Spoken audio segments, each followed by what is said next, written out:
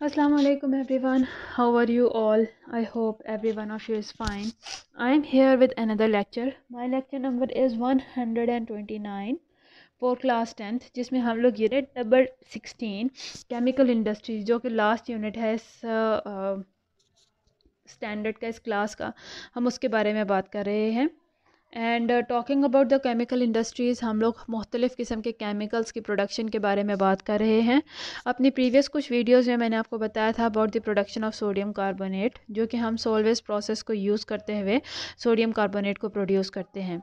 उसके अलावा मैंने आपको अपनी प्रीवियस वीडियो में बताया था कि what are the advantages of using Solvay's process over other processes. Obviously there is not only a single process जिसकी मदद से हम लोग केमिकल्स को प्रोड्यूस करते हैं। अगर इंडस्ट्रियल या कमर्शियली भी बात करें तो there are different number of methods, लेकिन हम वही बेस्ट चूज़ करते हैं जो कि इन्वायरमेंटल फ्रेंडली हो, जो कि पॉकेट फ्रेंडली हो, नुकसान ना हो उसका, पोल्यूटेंट्स प्रोड्यूस ना हो, चीपली अवेलेबल हो, इजीली अवेलेबल हो रॉ मटेरियल्स। तो सॉल्वेज प्रोसेस उस लिहाज से बेस्ट है क्योंकि इसके अंदर ना सिर्फ रॉ मटेरियल्स बहुत चीप हैं, बहुत ज़्यादा महंगे नहीं हैं, उसके अलावा वो इजीली हम लोग उनको रिसाइकल कर सकते हैं, रीयूज़ कर सकते हैं at the end of the process. और इसमें ना ही कोई पोल्यूटेंट्स प्रोड्यूस होते हैं, बहुत चीप रॉ मटेरियल्स हैं। आज जो हमारा टॉपिक है that is the next chemical that is urea. और इस वीडियो में हम लोग बात करने वाले हैं, हम लोग बात शुरू करेंगे about the manufacture of urea, कि जब आप यूरिया की बात करते हैं, यूरिया क्या है? It is a type of a fertiliser, खाद है जो फसलों में इस्तेमाल की जाती है, जो एग्रीकल्चर में इस्तेमाल की जाती है for the better production of the crops.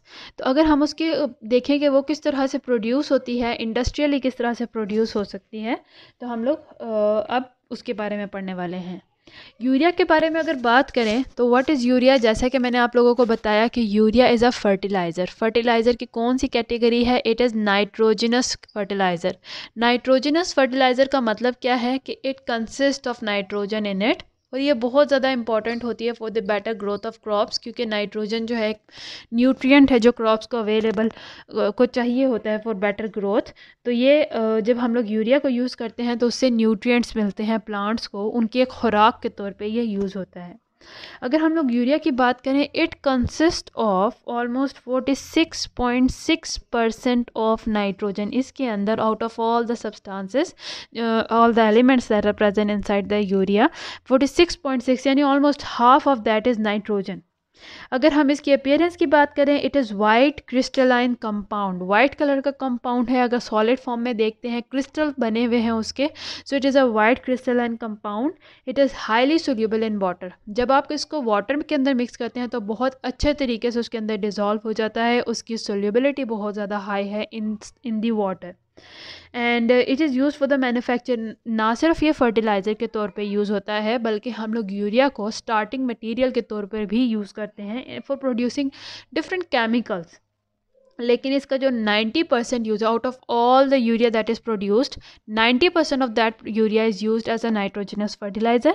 और बाकी का जो 10% यूरिया है that is used in other chemical industries, जिसके अंदर यूरिया को स्टार्टिंग मटेरियल यानी रॉ मटेरियल के तौर पे यूज़ किया जाता है to produce some other chemicals. So now अब हम बात करते हैं कि हम यूरिया को प्रोड्यूस किस तरह कर सकते हैं। What is the process for the production of urea? So we are going to discuss about it in the detail.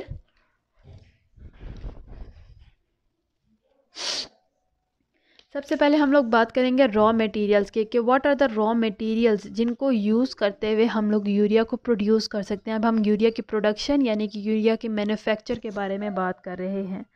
तो the raw materials for the manufacture of urea are, there are two raw materials. First one is ammonia, यानी कि NH3। This is the first raw material for the production of the urea. And second जो हमारे पास raw material है that is carbon dioxide. ये भी बहुत easily available है, अमोनिया भी बहुत इजीली अवेलेबल है, ना ही और ना ये बहुत ज़्यादा यू कैन से एक्सपेंसिव नहीं है, पॉकेट फ्रेंडली हैं। So these are the two raw materials that are required for the production of the urea, जिसमें है आते हैं ammonia as well as the carbon dioxide.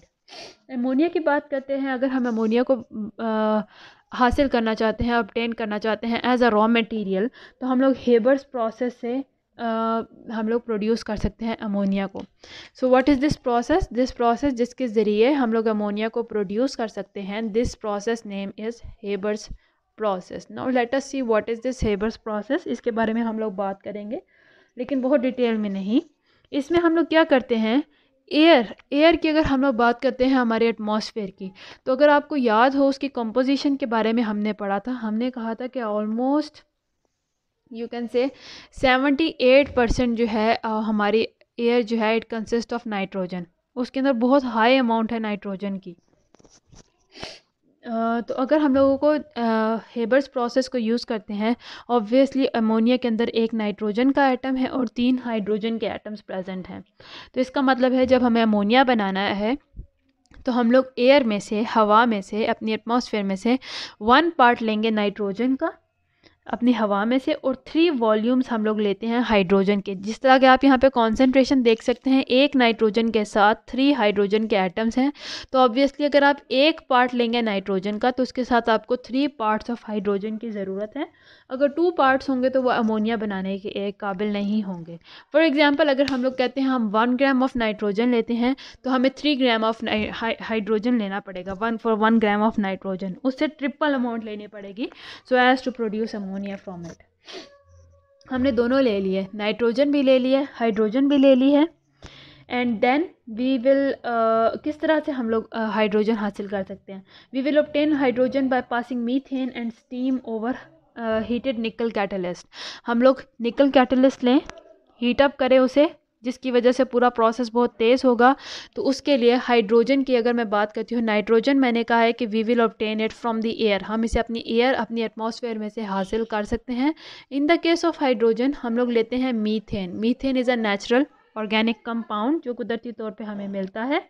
हम इसे लेते हैं, इसके साथ स्टीम यानी कि वाटर वेपर्स को पास करते हैं दोनों को over the heated nickel catalyst के ऊपर से एट अ हाई टेम्परेचर दोनों को पास करेंगे। Because of that we will get the hydrogen atoms.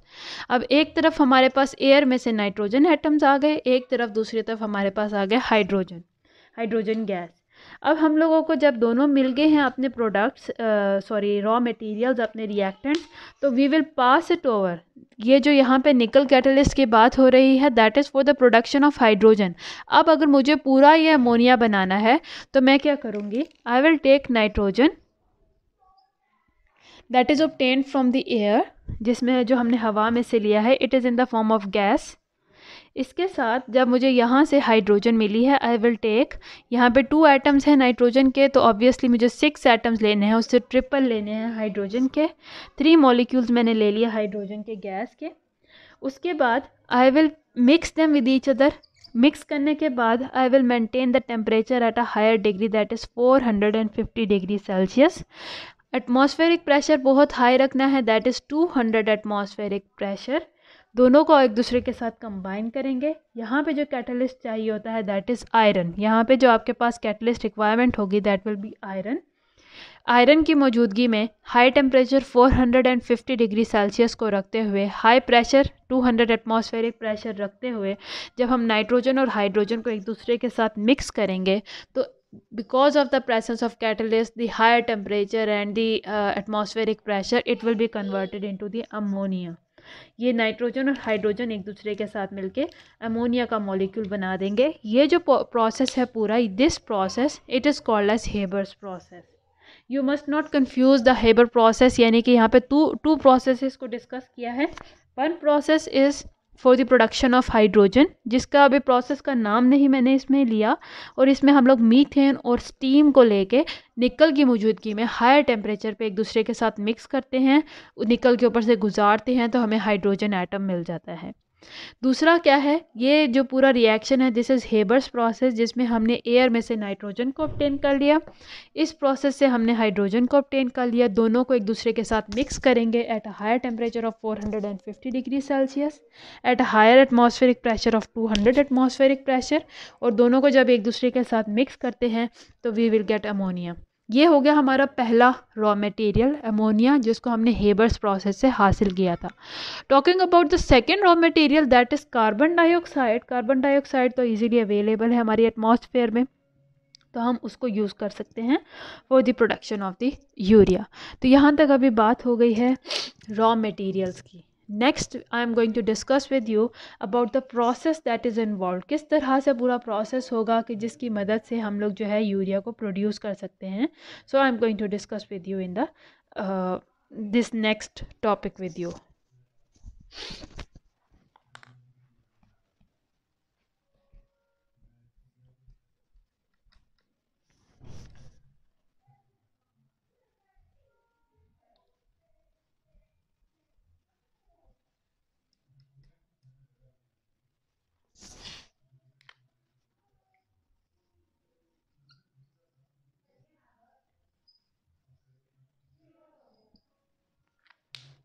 So talking about the process, जो यूरिया का पूरा प्रोसेस है यूरिया को प्रोड्यूस करने का by mixing ammonia and carbon dioxide, it consist of 3 steps. ये 3 मुख्तलिफ स्टेप्स हैं जिससे गुज़र के जो है यूरिया प्रोड्यूस किया जा सकता है।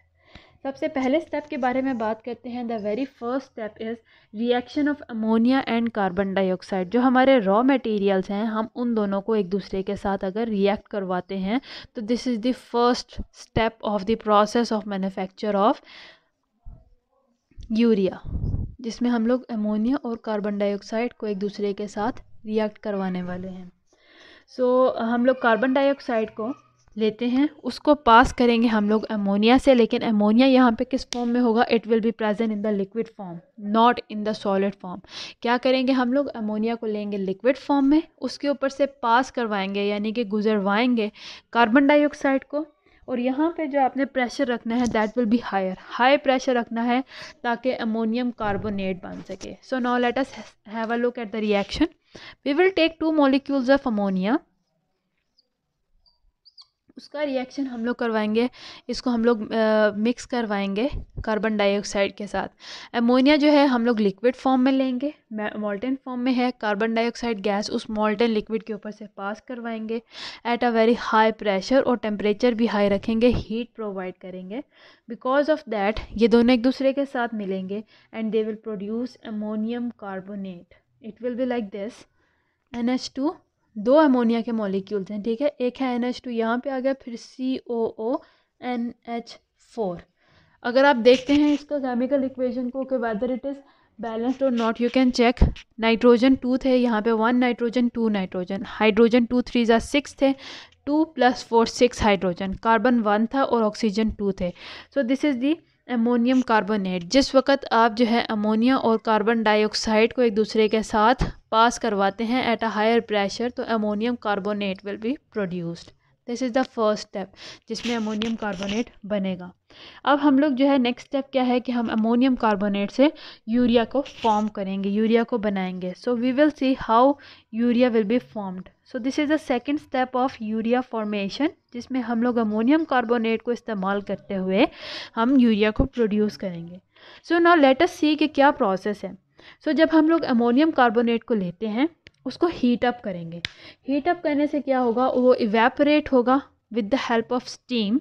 हम लोग स्टीम की मदद से उसको हीट अप करेंगे, यानी कि हॉट वाटर, जो बॉइल्ड वाटर है, जब वो स्टीम में कन्वर्ट हो जाए, हॉट वाटर वेपर्स होंगे, उसकी मदद से हम यूरिया जो अमोनियम कार्बोनेट है इसको हीट अप करना स्टार्ट कर देंगे। हीटिंग की वजह से क्या होगा? It dehydrates. हीटिंग की वजह से it will lose the water molecules from it inside, तो जिसकी वजह से वो डिहाइड्रेट हो जाएगा, और ये जो डिहाइड्रेटेड अमोनियम कार्बोनेट होगा उसे हम यूरिया का नाम दे देते हैं। डिहाइड्रेट का मतलब क्या है कि it will lose a water molecule because of this heating. तो किस तरह से?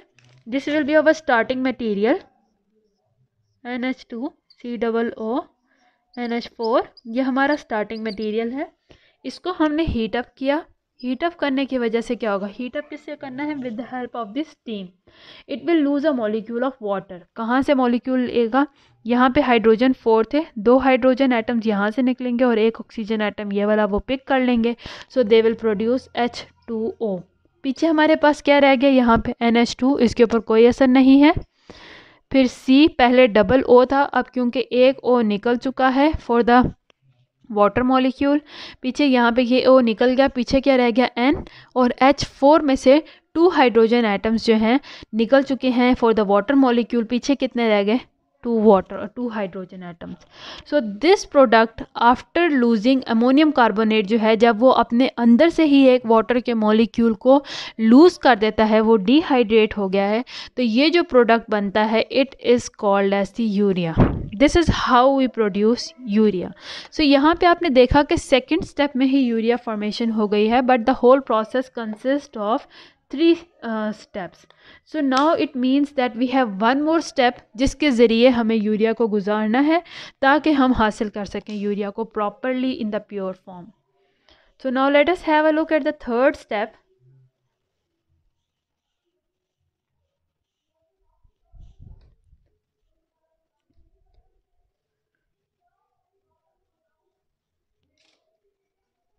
अब third step क्या है? That is granulation of urea. This is our third step for the whole process.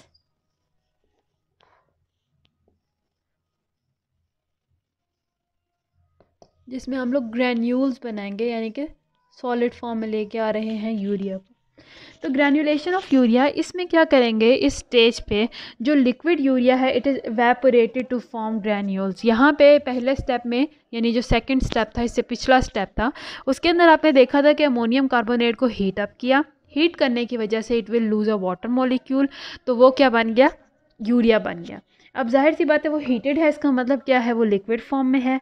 मज़ीद उस लिक्विड जो यूरिया है उसको मज़ीद हीट अप करेंगे, इवेपोरेट करेंगे ताकि वो ग्रैन्यूल्स में बन जाए. इवेपोरेट करेंगे यानी कि उसको वेपर फॉर्म में कन्वर्ट कर देंगे. अब ये किस तरह से करेंगे, लिक्विड यूरिया को लेंगे and it is spread from the top of the tower. एक टावर लेंगे, उसके टॉप पे यहाँ से लिक्विड यूरिया को स्प्रे करेंगे और वहाँ पे प्रेशर आपने बहुत हाई रखना है. स्प्रे के दौरान आप हॉट करंट ऑफ एयर को इंट्रोड्यूस करवाएं from the bottom of the tower, और जिसकी वजह से it will evaporate. Hot air आई यानी कि हीट ट्रांसफ़र हुई जब यूरिया में, it will be converted into the granules and this is stored to be marketed. और ये जो ग्रैन्युलेटेड यूरिया होगा उसको स्टोर कर दिया जाता है ताकि उसको मार्केट किया जा सके, उसको सेल किया जा सके. So now let us see the schematic diagram for the production of urea. इसमें हम लोग के पास जो हमारा पहला टावर है,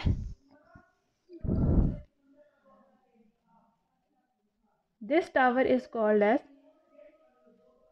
reaction chamber.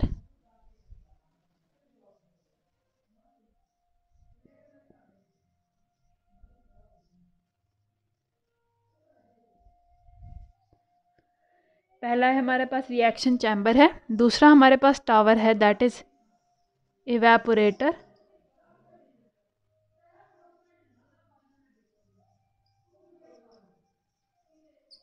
और थर्ड हमारे पास जो टावर है that is ग्रैन्युलेटर.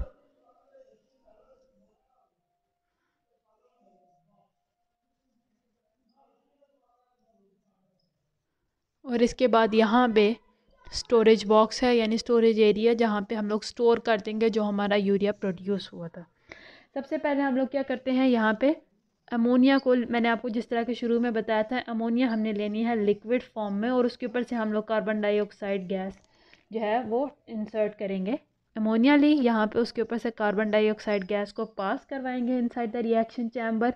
Then that will be evaporated. Evaporation की वजह से some of the unreacted ammonia, some of the carbon dioxide and water will be transferred to the beginning, the first chamber. evaporation किस तरह से करवाते हैं, with the help of the water, heated water vapor, जिन्हें हम steam का नाम देते हैं. steam की वजह से जब वो evaporate होगा तो it will be converted that what I told, ammonium carbonate, after evaporation from passing from the evaporator it will be converted into the urea. Urea फिर जब बना है उसको हम लोग ग्रैन्युलेटर में डालेंगे. ग्रैन्युलेटर में यूरिया को ऊपर की तरफ से इंट्रोड्यूस करवाएंगे और at from the base of the tower हम हॉट एयर को करंट को इंट्रोड्यूस करवाएंगे. Because of the hot air it will be granulated, और ग्रैन्युलेशन के बाद it will be send to storage box, storage area, यानी स्टोर कर दिया जाएगा, जिसको फिर आगे फर्दर प्रोसेस किया जाएगा, जिसको फर्दर मार्केटिंग के लिए भेजा जाएगा. So this is the whole process for the production of the urea. उम्मीद है आपको इस प्रोसेस की समझ आई हो, इसकी जो अंदर 3 डिफरेंट स्टेप्स हैं उनके बारे में समझ आई हो. अगर यहाँ तक कोई भी प्रॉब्लम है तो you can tell me in the comment section. I am here to help you out and see you soon in my next video. Till then, अल्लाह हाफिज़.